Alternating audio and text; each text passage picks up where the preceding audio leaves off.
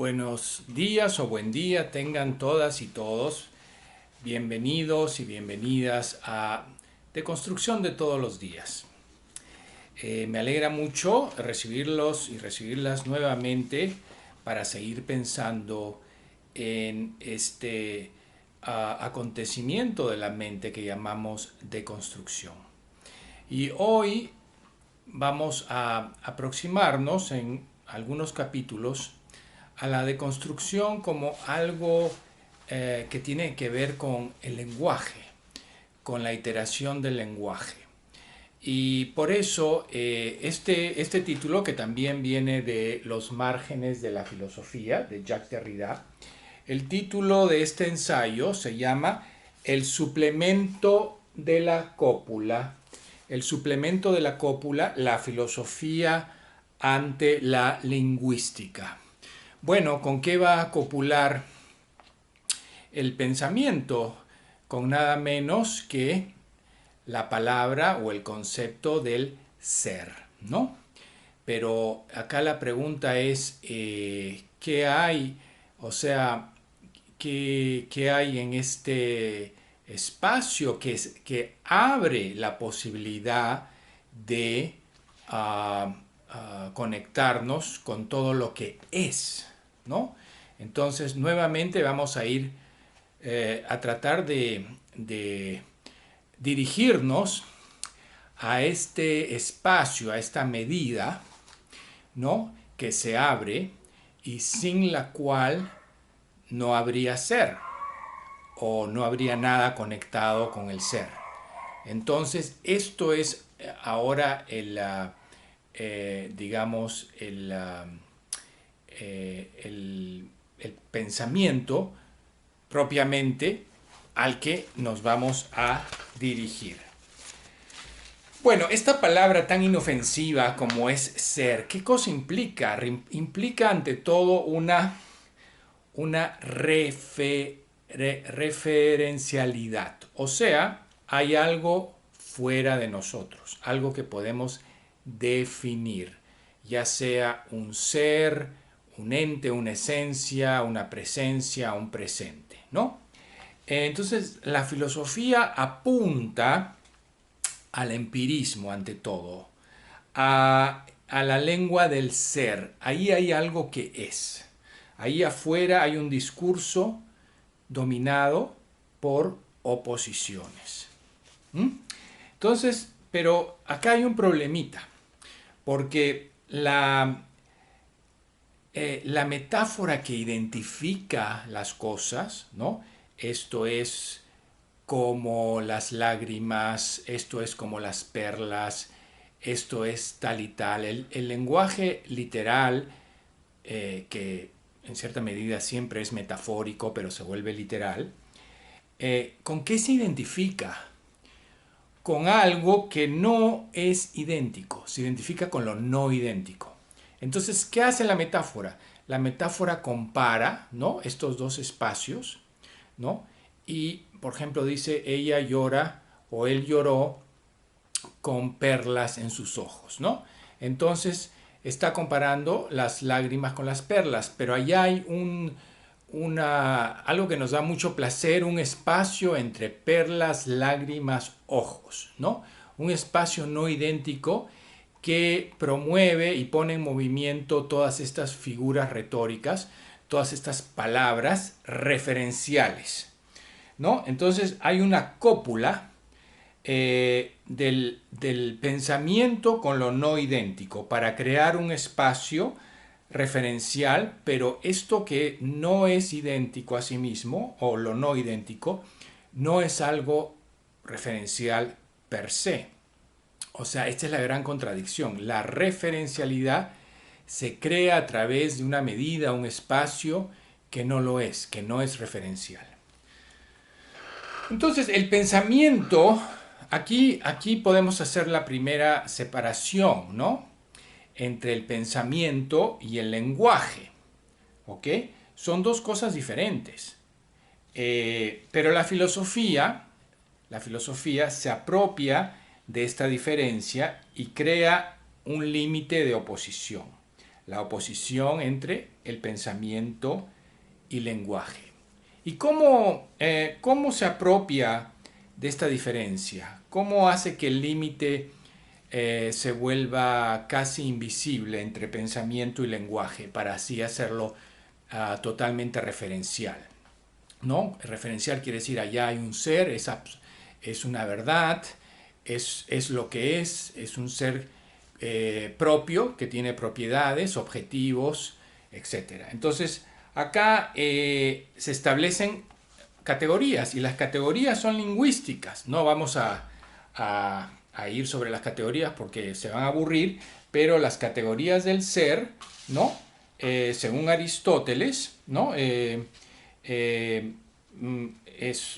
pueden dividir en sustancia, cantidad, cualidad, lugar, tiempo, acción, pasión, posición, etc. Y después se pueden ir agregando otros modos del ser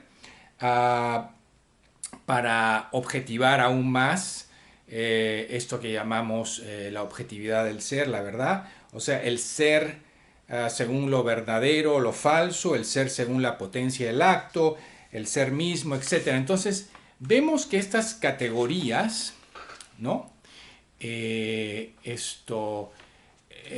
Como que fusionan el pensamiento y el lenguaje. O sea, ya no se puede pensar sin estas categorías metafísicas del lenguaje asociadas al ser, ¿no?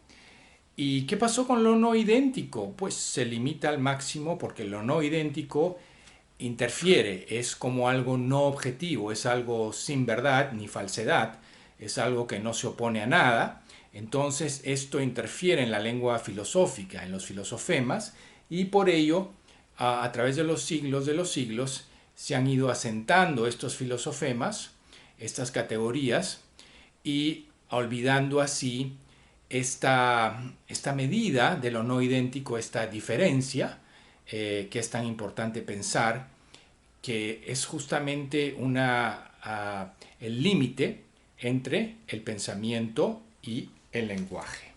Entonces, el primero en pensar en estas cadenas de significación referencial que se encadenan y no se encadenan hasta cierta medida, ¿no? Fue Nietzsche.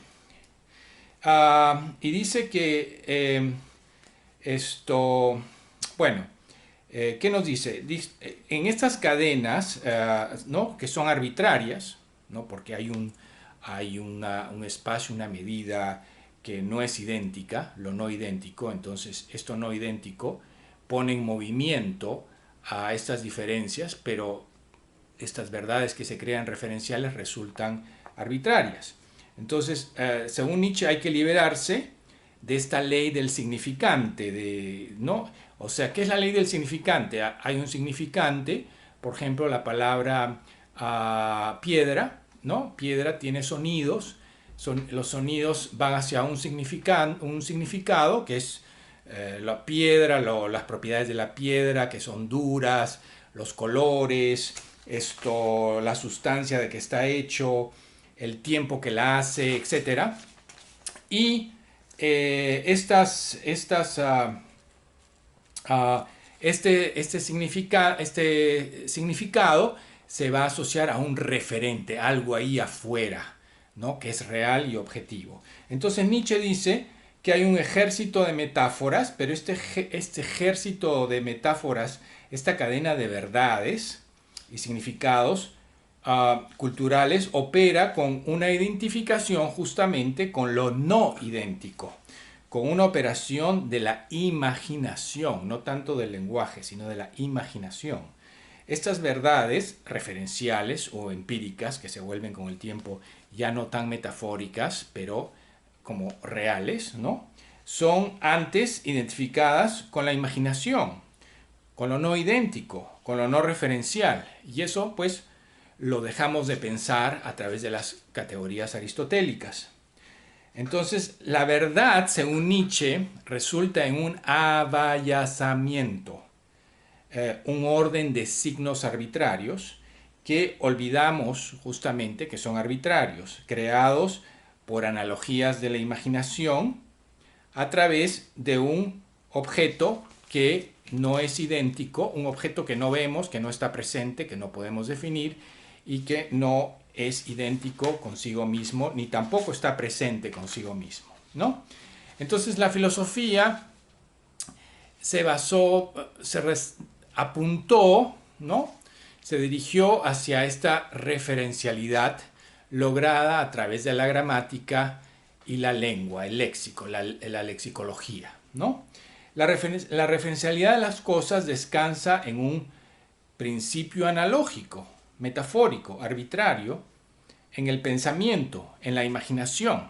No tanto en una palabra, pero primero en un espacio pensante, ¿verdad? En un espacio analógico, no idéntico a sí mismo. Descansa en una forma, la referencialidad, o sea, las formas objetivas, descansan en una forma amorfa. Una forma amorfa que siempre está como presente en nosotros mismos, están presente pero sin estar presente, es el acontecimiento del pensar, ¿no? Que parece siempre repetirse, ¿no?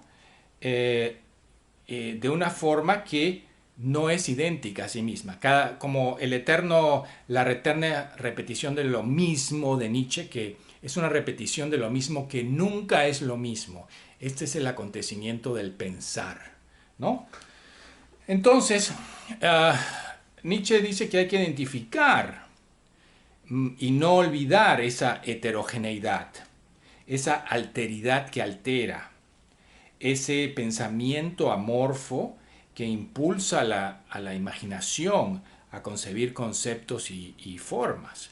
Eso es lo interesante de pensar, no de frente pasar a las categorías tan conocidas de esto es igual a esto es lo idéntico, la sustancia, la cantidad, la cualidad, todas las descripciones científicas que conocemos. No.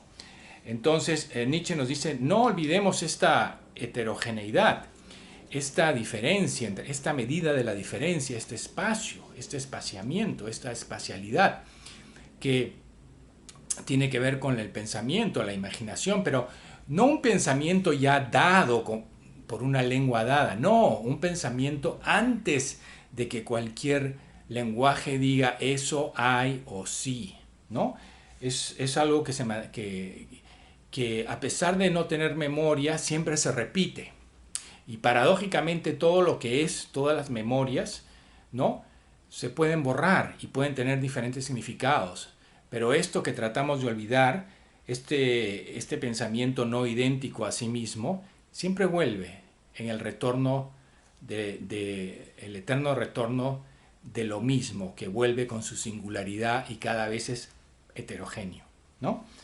Entonces, nos olvidamos de la arbitrariedad de los signos, olvidamos que son arbitrarios, basados en la identificación de lo no idéntico, que es différence, la diferencia o diferencia.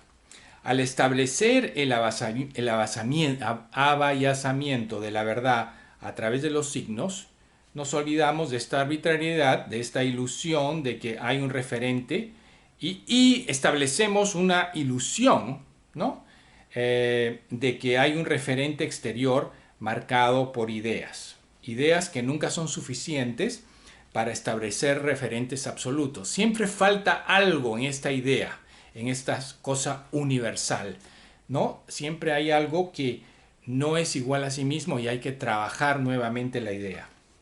Según Nietzsche, las categorías lingüísticas del ser dan la ilusión de referentes externos. Entonces, ¿qué pasa? Todo esto se manda afuera, pero afuera de nosotros, entre comillas, pero no pensamos en este pensamiento inicial. ¿Cuál es el pensamiento más inicial de todos los pensamientos? Pues la diferencia entre el afuera y el adentro, que es como decir la diferencia entre el pensamiento y el lenguaje. Pero todos estos procesos son internos Y cuando la diferencia se va disolviendo entre ellos, entre afuera y adentro, y pensamiento y lenguaje, he ahí un acontecimiento textual. He ahí el acontecimiento del lenguaje, de lo nuevo. ¿Ok? Entonces, por ahí apunta Derrida. Entonces, estas categorías nos ayudan a olvidar este acontecimiento, ¿no? Y nos fijan en cadenas de verdades y de significaciones, las cuales parecen incuestionadas e incuestionables, como que siempre han estado ahí, verdades eternas, ¿no? Y universales, lo cual no es correcto, y ya lo sabemos. Estas categorías entonces nos ayudan a olvidar las categorías que son toda una base metafísica, ¿no? Del ser, nos ayudan a olvidar que pensamos la realidad, la exterioridad, a través de referentes lingüísticos. No podemos pensar ningún referente sin el lenguaje. El referente es la idea que olvida las referencias lingüísticas de la idea. O sea, estamos en un tipo de circularidad, en un tipo no solamente de metafísica, pero de metaficción. O sea, la ficción de la ficción de la ficción, la lengua de la lengua de la lengua nos va a dar una referencialidad real y verdadera ahí afuera, ¿no? Por eso nos fascina tanto las historias de Borges. Él escribió Las ruinas circulares, y Don Quijote de la Mancha. En Las ruinas circulares, la persona que piensa que es real resulta ser el sueño de otra persona, y es también una ficción. Y Don Quijote de la Mancha, en un momento, en el segundo tomo, se descubre que es un personaje ficticio, que lo están escribiendo, y él mismo quiere corregir las aventuras porque dicen, esta aventura no es así realmente y voy a corregir al autor. Y bueno, eso nos hace pensar en nosotros también. ¿Quiénes somos? Somos un ente de ficción que cada día inventa su realidad, entre comillas, que es cambiante, ¿no? Eso es para dar un paréntesis. Por supuesto, Derrida no menciona nada de eso, pero estoy ejemplificando. Entonces, nos olvidamos que la verdad, la referencialidad de lo que es también lengua, metáfora, ficción, metaficción, identificación con un pensamiento, con una identificación de lo no idéntico, con la diferencia, con différence, con este espaciamiento que es el acontecimiento textual y mental del que estamos viniendo desarrollando desde la presentación número 1. Entonces, ¿qué es el lenguaje? ¿No? Es esta representación sonora que alude a referentes y bueno, es ilusoria, es una aplicación falsa de la verdad, ¿no? Por ejemplo, decimos, bueno, la planta es femenina, y eso en español es verdad, pero en inglés plant es neutro, ¿no? El árbol es masculino, pensamos el árbol así con su corteza, ¿no? Medio ¿cómo se dice? No sofisticado. Hay ahí asociaciones también con la masculinidad que son falsas, ¿no? En otros idiomas el árbol es la naturaleza, es una figura femenina, etc. Entonces, todas estas representaciones son ilusiones de la verdad, ¿no? Que se atan a géneros y categorías. Entonces, la ilusión de la verdad referencial de lo que es se asocia entonces con una excitación de sonidos, si lo pensamos, ¿no? Vocales, consonantes, y todo esto formando una pretensión de un significante, ¿no? El significante es la palabra misma, con sus sonidos y consonantes, la pretensión de un significante que presentará un significado y a su vez una verdad referencial de un ser, ¿no? Pero bueno, y volvamos al ejemplo que hicimos hace unas lecciones atrás, ¿no? Si pensamos en la palabra perro va saltando de un significante a otro para darnos múltiples y heterogéneas formas de perros. de colores, de forma de su cuerpo, de texturas, ¿no? Y siempre falta algo, siempre falta algo para representarlo mejor, ¿no? Y nunca termina de seguir este desplazamiento con lo no idéntico, que nos va a dar más y nos va a diseminar nuestra interpretación y nuestra representación de lo que concebimos como un perro. Entonces, esto va a ser, esta cadena va a ser lo que va a formar la cadena referencial de este ser que llamamos perro, que incluso en algún momento se puede volver pero con otro sonido, ¿no? Y organizar otras cadenas, ¿no? Porque igual pero y perro están conectados con una identificación que no es idéntica, que nos permite este salto, digamos, estos detours, estas desviaciones hacia otros pensamientos, hacia otras figuras de la imaginación. Entonces, no solo hay un lenguaje diferencial que nunca es secundario, sino que el paso de la interioridad a la exterioridad depende de un apóstrofe mental en el cual se produce la ilusión de exterioridad. O sea, en nuestra mente esta palabra que es interna nos da la ilusión de que puede proyectarse hacia afuera, ¿no? Pero al proyectarse hacia afuera, no hay un referente determinado hacia afuera, sino que los referentes siguen siendo lingüístico y multiplicándose. El afuera sigue multiplicándose, pero en el adentro. Y afuera y adentro, la diferencia, si la pensamos, se puede hacer mínima hasta no tener una diferencia, hasta no ser ni afuera ni adentro. Y justamente ese es el objeto, entre comillas, no idéntico.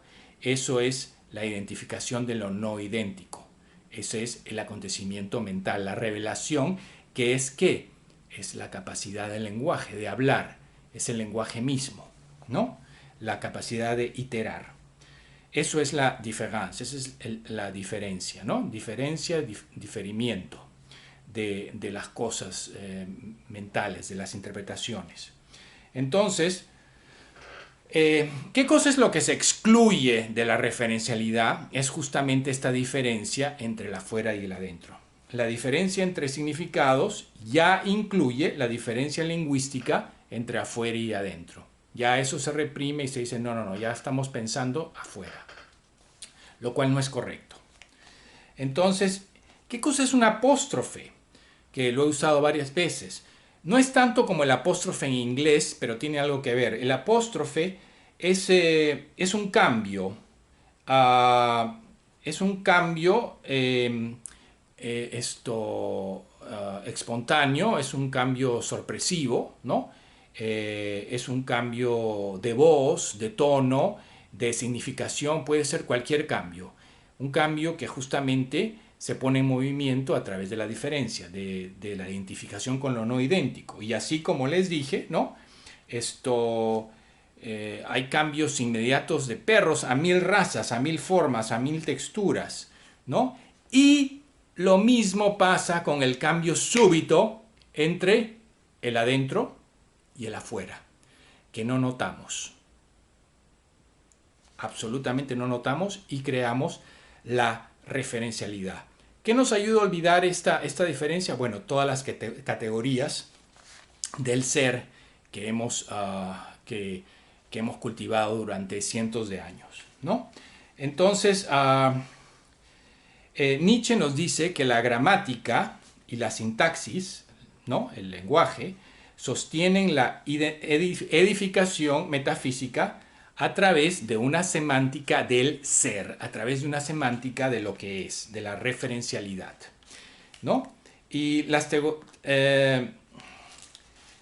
entonces el lenguaje está ligado a imposiciones gramático-léxicas, ¿no? Y y bueno, por ejemplo, Heidegger trató de liberarse de estas imposiciones, pudiéndolo hacer parcialmente, diciendo que se puede liberar uno de estas imposiciones gramáticas léxicas, liberando el lenguaje y apuntando el lenguaje hacia un pensamiento poético, ¿no? Pero bueno, por el momento dejemos de lado a Heidegger, que lo va a mencionar luego Derrida, pero Derrida se concentra más que todo en un lingüista que se llama Émile Benveniste, que nació en el 1902 y murió en 1976, y él dice que la realidad de la lengua es inconsciente. O sea que realmente todo lo que organiza la lengua es una forma amorfa que es inconsciente. Es interesante cuando lo dijo, porque lo dijo pues hace muchos años, ¿no? Entonces, incluso antes que Lacan, que habla algo así como del el inconsciente se desarrolla como un lenguaje, que también es muy complejo lo que dice esto Lacan y difícil de entender. Pero bueno, no nos desviemos. 2 minutos más en esto. Entonces, miren, ¿habría un pensamiento independiente de toda lengua? Esa es la pregunta. ¿Hay un pensamiento independiente de todas las categorías metafísicas del ser, independiente de todas las presuposiciones de referencialidad? ¿Se puede alcanzar el pensamiento directamente sin una lengua? Imagínense esta aporía. ¿Se puede alcanzar el pensamiento directamente sin las categorías que la componen? ¿Habrían acaso categorías del pensamiento separadas de la lengua? Estas son preguntas muy interesantes, ¿no? Entonces, las categorías de la lengua, que ya están establecidas, organizan la experiencia, la anticipan en una diseminación de modos, esencias, presencias, conceptos del ser. En cambio, si hubieran categorías del pensamiento, no podrían organizar la experiencia, porque el pensamiento es un espacio asociado al acontecimiento, a lo nuevo, al devenir, a la promesa. ¿Cómo entonces tener categorías del ser de aquello que aún no es? Entonces, ahí vamos a dejar este ensayo y por supuesto ya ustedes están intuyendo que esta categoría, si se puede decir, del pensamiento que no es y que no tampoco es, que no es y que no es necesariamente, no se le puede llamar una categoría, es el espaciamiento, lo que llamamos différance, que cada vez Derrida lo asocia, lo presenta de una manera muy diferente. Bueno, gracias por escuchar este ensayo y nos vemos en la próxima presentación.